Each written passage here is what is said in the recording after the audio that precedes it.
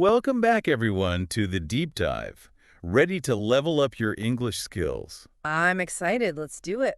Today, we're all about practical tips, especially for beginners. Awesome. We're diving deep into a podcast called Build Your English Brain. Oh, I've heard of that one. They've got some really cool advice to make you feel more confident and fluent in English. I'm all ears. And hey, don't forget to hit that like and subscribe button. Yeah.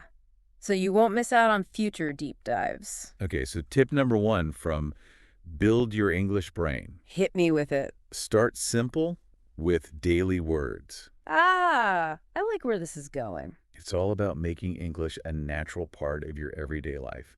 Even if you're just starting out, Makes sense. Like imagine you're cooking. Okay. Instead of just thinking, okay, chopping onions, you think, okay, I'm chopping the onions.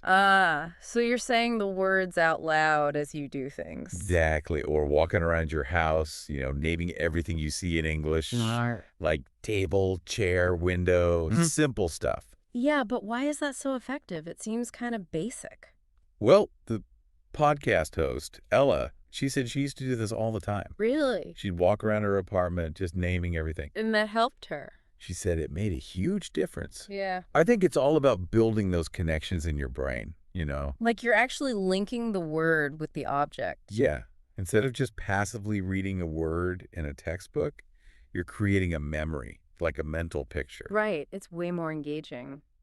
Okay, so tip number 2 is about surrounding yourself with English as much as possible. Immersion. Right. Exactly. And what's cool is you don't even have to understand everything perfectly at first. Oh, that's a relief. Like, you don't have to stress about catching every single word. So just listen to English, even if I don't get it all. Yeah. The podcast mentioned that it's like learning a song. Oh, I get it. At first, you just hear the melody, Yeah, but the more you listen, you start to pick up the lyrics. exactly. Starts to sink in. So listening to things like podcasts or music, Makes a lot of sense. they even suggested some specific songs like Let It Go from Frozen or Imagine by Oh. John Lennon. Oh, those are classics. I love Let It Go. Me too. Have you ever used music to help you learn a language? Oh, yeah. All the time. Yeah. Makes it so much more fun than just studying from a textbook, Right. It's like the words just stick in your head. Totally. Plus, you learn about the culture, too. All right, on to tip number 3. This one might be a little bit scary for some people. Oh, what is it? Speak out loud, Yeah, that can be intimidating. especially if you're not used to it, right? Yeah. It's like, what if I make mistakes? But they really emphasize practicing speaking, even if you're alone. So, like, talking to yourself. Exactly. Ella, from the podcast, she said she used to talk to herself in the mirror. No way. I know, it sounds a bit silly, but Then it worked. she said it helped her overcome that fear of making mistakes That makes sense. and built her confidence. Yeah. I guess if you can talk to yourself in the mirror, you can talk to anyone. Right. So what do you think about that strategy? I actually kind of love it. It's like Yeah. your own personal English coach right there in the mirror. I know. Okay, let's move on to tip number 4. It's a classic one. Okay. Watch movies or shows with subtitles. Yeah. Who hasn't tried that one? We've all probably done it, but they had a really cool twist on it. Ooh. What's that? Instead of jumping straight into English subtitles, Okay.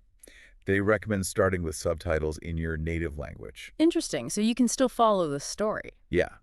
That way, you can understand what's happening without getting overwhelmed by new words. Makes sense. And then as you get more comfortable, You switch to English subtitles. yep, and that helps you connect the spoken word with like the written form of the word. I see. Like a visual reinforcement. Exactly. Yeah. And they even gave some suggestions for beginner-friendly shows, Like what? like Peppa Pig, Oh, that's a good one. Friends Classic. Yeah, Bluey. I love Bluey. And of course, The Office. Always a good choice. I think watching something you actually enjoy Yeah. just makes the whole learning process so much more fun. Totally. And it doesn't feel like work. Okay, moving on to tip number 5. Okay, hit me. Keep a vocabulary notebook. The good old vocab A notebook. classic, right? But they had some interesting ideas to make it even more effective. Like what?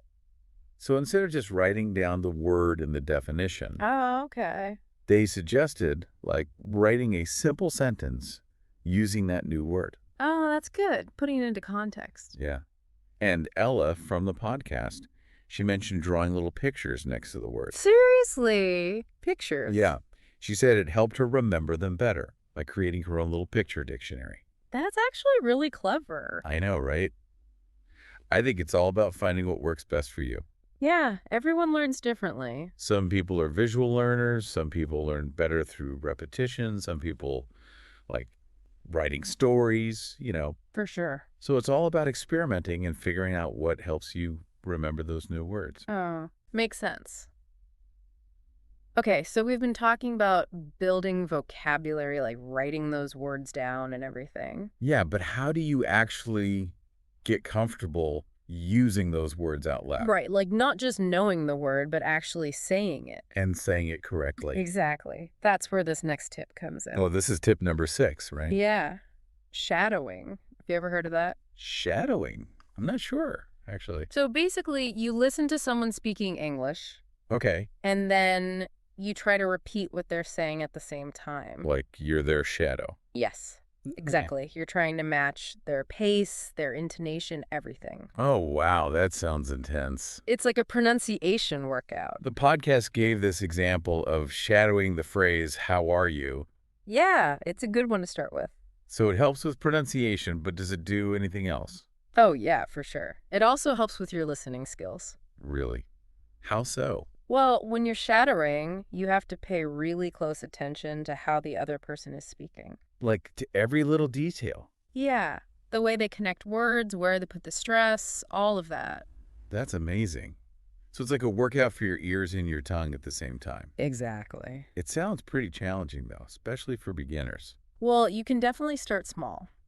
Like how? You could try shadowing, like individual words at first. Okay. Or simple phrases. Right. And then as you get better, you can move on to longer sentences and even whole conversations. Wow. So there's like a progression. Yeah, exactly. And there are tons of resources online, like audio clips specifically for shadowing practice. That's really helpful. I'm definitely going to try that. I think you'll be surprised how much it helps your fluency. Okay. On to our final tip from Build Your English Brain. Let's hear it.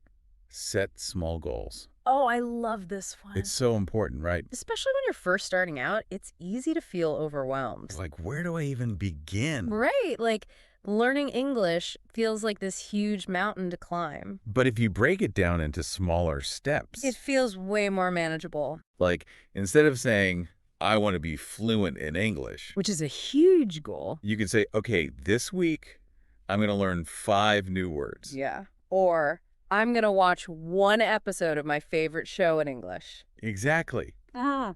And those little wins, They give you this sense of accomplishment. which keeps you motivated. Totally. And it makes the whole process way less intimidating. The podcast hosts shared some of their own small goals. Oh, like what?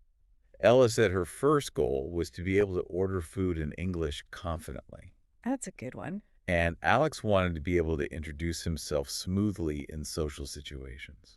Those are great examples. They're so specific and achievable. Right. And it's so important to make those goals personal, too, like something that's relevant to your own life. Yeah, so you're actually excited to achieve them. We've talked about all these amazing tips from the podcast, Yeah, they're so practical. but I think there's something else that's really important, especially for beginners. What's that? Having some structure, like a plan to follow.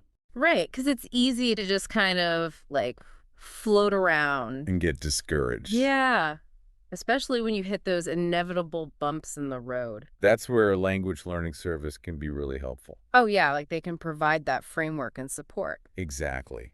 Like a roadmap for your learning journey. So you're not just wandering around aimlessly. Right. And speaking of language learning services, there's one that we're really impressed with. Go. What's that? K's English. I've heard good things about them. They use a really innovative approach, like focusing on real-life situations and dialogues. That sounds perfect for beginners. Yeah. And it's great for intermediate learners, too, if you want to improve your conversational skills. And their platform is supposed to be really engaging. Super interactive, lots of different exercises and tools, even opportunities to practice speaking with other learners. Wow, they really seem to have it all. I think it's definitely worth checking out if you're looking for a structured program to help you reach your English goals. We'll make sure to include a link in the show notes. Absolutely. Okay, so as we wrap up our deep dive into these awesome tips for improving your English, Yeah, it's been a great conversation. I want to leave our listeners with this thought. Okay, I'm listening. Learning a language is a journey. Not a destination. Exactly. It's not about reaching some perfect level of fluency It's about enjoying the process, Yeah. right? and celebrating every little victory along the way. Because every step you take, no matter how small, It brings you closer to your goals. it opens up new possibilities. Exactly. So to all our listeners out there, keep exploring, keep practicing, and most importantly, Keep having fun with English. so many great tips, right? Yeah, I'm feeling inspired. What really stood out to me is that it's not about being naturally gifted at languages. Yeah. It's about taking action. Doing something, anything, even if it seems small. Like, remember Ella walking around her apartment naming everything? Oh, yeah, the table, chair, window thing. It sounds so basic. But it works. It's about actively connecting the words with the world around you. And that active part is key, right? It's like we've talked about speaking out loud, shadowing, Yeah. using new words and sentences. It's all about engaging with the language. Making it real, not just theoretical. And the cool thing is, our brains are learning, even when we don't realize it. Right. It's like, think about how you learn the lyrics to your favorite song. Okay. Yeah. You don't sit down and study them. You just kind of absorb them. Through repetition. Exactly. And it's the same with English. The more you listen to music, podcasts, Watch movies. your brain starts to pick up the patterns, the rhythms. It's like you're laying the foundation. And we talked about Kaz English. Yeah, they seem great for structure. But there's so many other resources out there too. Online communities, language exchange partners. Apps. You don't have to do this alone. It's so much easier when you have support. And remember to celebrate the small wins. Those moments when you understand something you didn't before. Or when you have a conversation in English and it goes well. It's so motivating. It keeps you going, Learning a language, it's a gift you give yourself. It really is. It opens up so many doors, connects you with new people and cultures. It's a journey of self-discovery. So keep that curiosity alive. Experiment with different learning methods. And most importantly, enjoy the ride. We hope this deep dive has inspired you to take the next step on your English learning journey. Thanks for listening.